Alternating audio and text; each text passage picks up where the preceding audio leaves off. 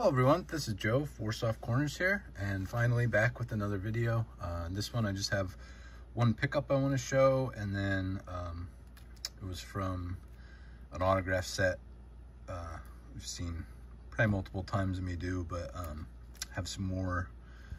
Just want to show the rest of that set off as well. So the one card that came in, one of my last videos, I mentioned going to the Philly show and actually showing some restraint there, and there's lots, I mean, obviously endless things I could have got, but just wanted to hold off on buying something just to buy it, and ended up, like I said, just showing a little restraint. And then I think it was either that night or the next morning after I got home, saw this card come up on my saved searches for this set, and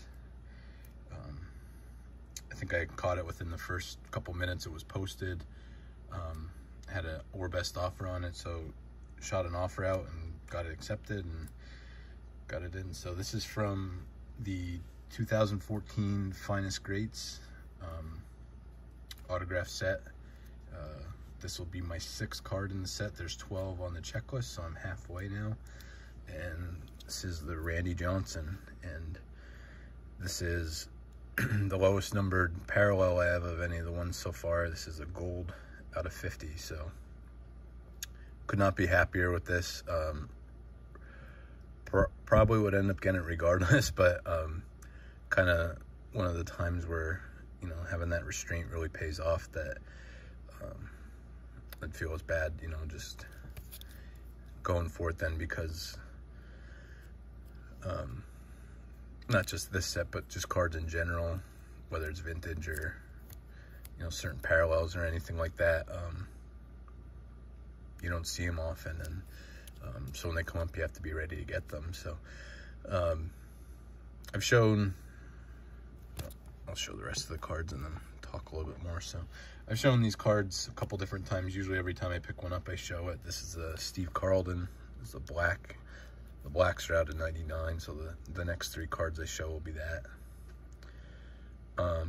Probably the dullest of the refractors, in my opinion. I haven't seen all of them. This is the closest I've ever seen to a gold. I don't think I've seen a red all that close up either, but just the black kind of just blends in with the background a little bit too much, but I mean, still just love the design of it.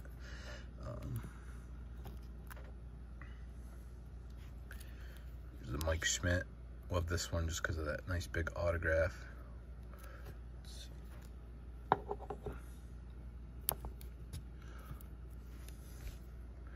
So, like I said, this is I'm halfway now.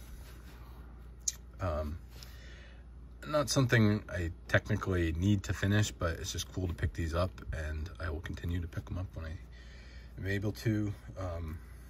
Here's the Ozzie Smith. This is also a black out of 99. There's 2 kind of really I'm not sure that I'll ever get, is the Sandy Koufax and Ken Griffey Jr. I did see these in general, I mean, maybe once a week or so, I have a save search, like I said, for any cards of this set to come up, and maybe once every week or 2 I'll see one come up. It's usually some of the lower end ones or some of the bigger names, and oftentimes those are graded, which, here's the Robin Yount. This is the lowest numbered. These are out of 149, the X-Fractors, and I personally think this is, I love the gold. Like I said, that's the first I got to see one of those really up close, but compared to the black, I think these are really, really sharp. Like I said, just in general, some of them you don't see hit eBay very often. The Randy Johnson, I've only ever seen maybe 2 or 3 Randy Johnsons in general come up. I think maybe 2. One was a red. Like I said, people graded these, so a lot of times they're in BGS and they're 9.5s or 10s, and then they get a premium for that. And the last one I have here is the Mariano Rivera. Picked this one up at the National this past year. So this was one of only, I saw an Ernie Banks blue, I think, from this autograph set also. And besides that, and this Rivera, I take that back. I did, the one dealer had a whole bunch of Griffies and he had a gold and a red.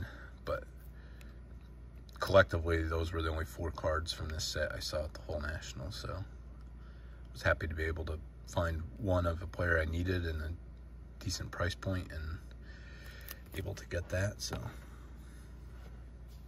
let's see if I can adjust it a little so we get the glare off. It's about as best as it's probably going to get, but yeah, that looks really cool altogether. I won't lie.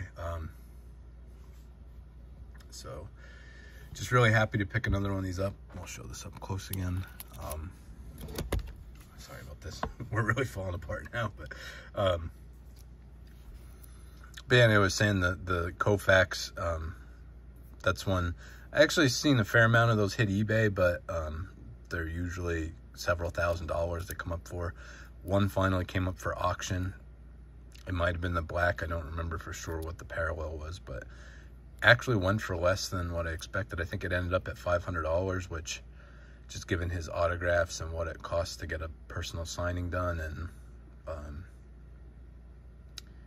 yeah, kind of put it maybe in a spot where I thought I never would be able to own one, and now maybe if I get lucky enough at the right time when I have the budget, one comes up for auction, I might be able to take a shot at it, but we'll see. And would love the Griffey, but that's probably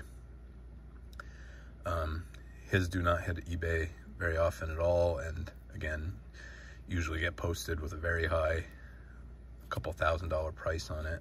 I've never seen one of those hit auction. So and then probably the two maybe next, I'd say easiest to acquire, maybe not easy, but just of the 6 I've left, those are the 2 hardest. And there's a Lou Brock, which I've seen those come up probably somewhere in the Ozzie Smith range. It's the Carlton by far. I see those come up and they usually don't go for a lot. Schmidt isn't too much more. And then Smith and Yount and Brock are kind of the same. Brock's probably the most expensive out of those, obviously, because he's the only one that has passed away. But then after that, Rivera's in that range, Johnson, and Ernie Banks is another one I need yet. He's kind of in that. And then I would put above that, or maybe just a little bit above, there's a Mark McGuire, and then also Bo Jackson, which that one is usually, honestly, probably about the 3rd expensive besides the Koufax and Griffey. Whenever I see that one come up, it's usually at a price that's probably about the 3rd expensive in the set. So, but yeah, don't know for sure if I'll ever, finish this whole thing, but it's just a nice chase. Like I said, these are 10 years old now. Don't see them come up often.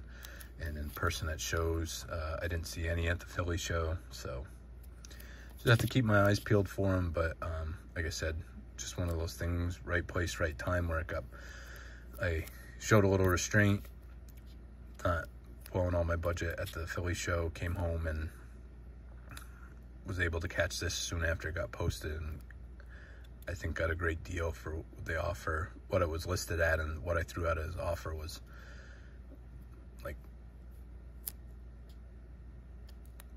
not quite half, but like it was between a third and somewhere in there, 30-40% off the offer I threw out, and it was accepted. So couldn't beat that. But so yeah, let me know what you think. I know I've showed these quite often, but every time I pick one up, I will continue to show them, and this is the first time I ever lined them up like this. I think they look really cool all together. So let me know what your favorite is. Let me know what you think of the Randy Johnson. Like I said, I'm just really stoked to get that one, to get a gold. I wasn't sure. Like I said, I maybe would have picked up a gold at some point if it came up for like Schmidt or Carlton or Yount or Smith, one of those guys that was in the lower end. But I mean, Johnson's kind of somewhere in the middle of what the autos of these guys go for, and to be able to pick that one up to him, I'm just super excited about that. So yeah, thank you for watching. Let me know your thoughts, and till next time, just remember, any card can be a great looking card, even if it has 4 soft corners. Thank you.